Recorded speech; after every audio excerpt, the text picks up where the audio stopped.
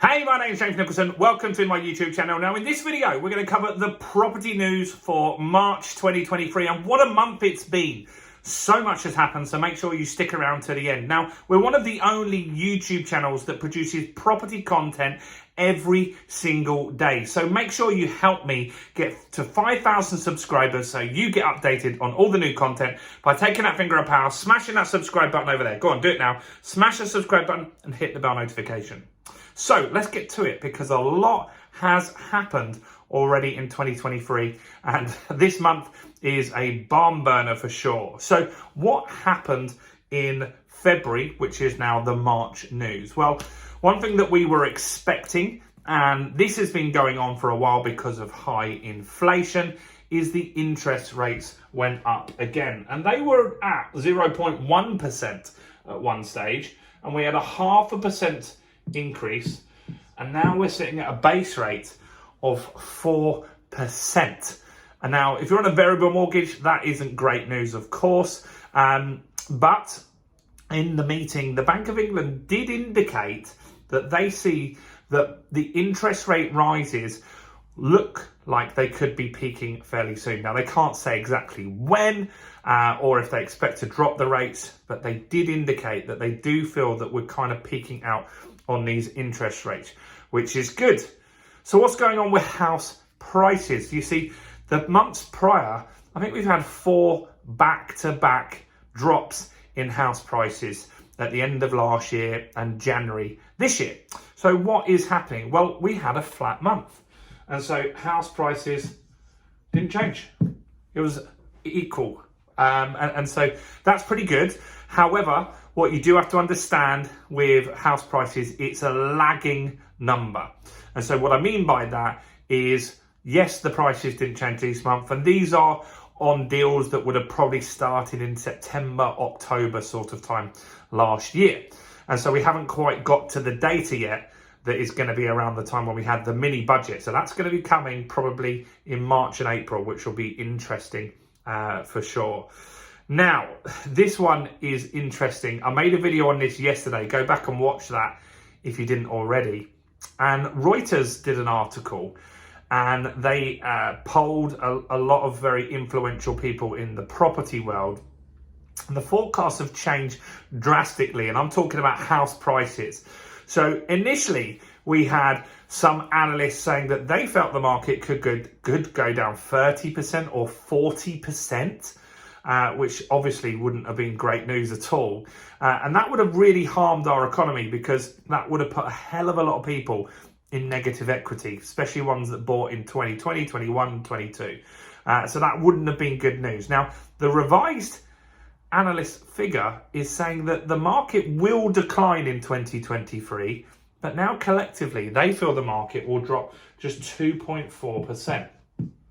Now, I'd love to know your comments on that, and keep that kind in the comments, because when I say a statement like that, I'm not saying it from me.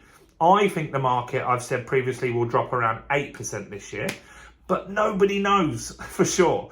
And just me saying that the analysts are saying 2.4% doesn't mean that I'm trying to prop up a market. I can't move the market, and neither can you. But do let me know, what do you think? Analysts are often wrong. What do you think is going to happen with the market over the next year? They're saying 2.5% pretty much drop there, which is really, really good. Now, one thing that was really good this year that we've got some news on, this is very positive. And if you're a freeholder and you own a freehold, and that's how you make your money, Leasehold Reform Act. And so we've had the first stage of that last year. And what that meant that was, when you now renew your lease, the ground rent is abolished. They take that out of the deal, which is great, because ground rent is a little niggle that you have in that lease that can be peppercorn in some instances, which is what they've made everyone have now. Or some landlords have been very unscrupulous and charging thousands per year for ground rent, especially in London and places like that. And so what the Leasehold Reform Act, the second part of it, we've got a date on that now. I've done a longer video on that, so if you're interested in this topic, do go and check it out. But in a nutshell, what they're saying is, by the King's Speech this year, it will be addressed. They'll be looking to abolish something called marriage values. That's going to massively reduce the cost of extending your lease. The ground rent is gone. You'll be able to extend your lease by 999 years or 990 years, which means you'll never have to do it in your life again, your children's life, their children's life. It will just be done and dusted pretty much forever, right? Which is great news. So the Leasehold Reform Act. I've made a couple of videos on that recently, so go and check those out if that is interesting to you. Now, here's another thing that is very interesting. And I put a video out on this one, and my God, did we get some backlash on this. And that is that some of the biggest mortgage providers in the UK are predicting that it isn't unrealistic that by Easter, we could have rates of 3.5%. 3.5%. Now, what happened on that video was a lot of people just looked at the headline or the title of the video and charged into the comments, didn't watch the video. What they're saying is this is the rate that the bank will give you, right? I'm not saying, and they weren't saying either, that the base rate will drop to 3.5%. We're saying that the money that you can borrow, the rate that you can get, that potentially will go down to 3.5%, which is good, right? That's good. And the reason we can say that with a bit more certainty is we are already seeing deals below the base rate.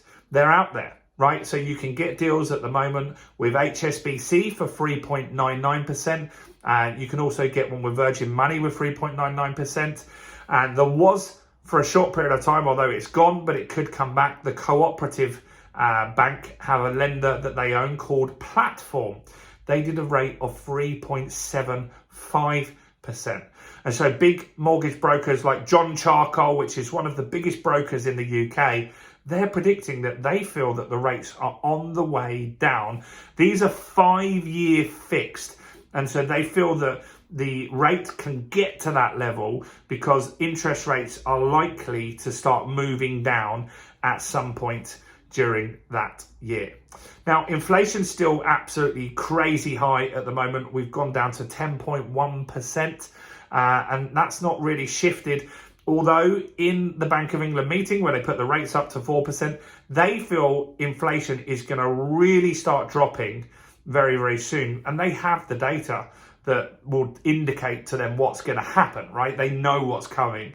And so they feel that the inflation data will start to drop, and they expect it to halve by the end of this year. Now, we want to get the inflation to 2%. That's their goal. But if they get it to 5%, that is going to make people's lives a lot easier. Affordability on properties has slightly improved. And so those people looking to purchase, pay rises for a lot of sectors have helped with that. And with the inflation going down mildly, that made a big difference to that as well. And so that's another thing that we're looking at here. Another thing that helped with the affordability is we did have price drops. So house prices have dropped at the end of last year, the beginning of this year. And so that meant affordability gets that little bit better as well, doesn't it? If the house drops by 10 grand, then great. That's going to make affordability even better for those people looking to buy. And so there's a lot going on in the market. What do you think the market's going to see this month in March? Comment below. If you want to know how to buy a house for £1, who doesn't? There's a strategy called a lease option. I go into that in more detail in this video right here.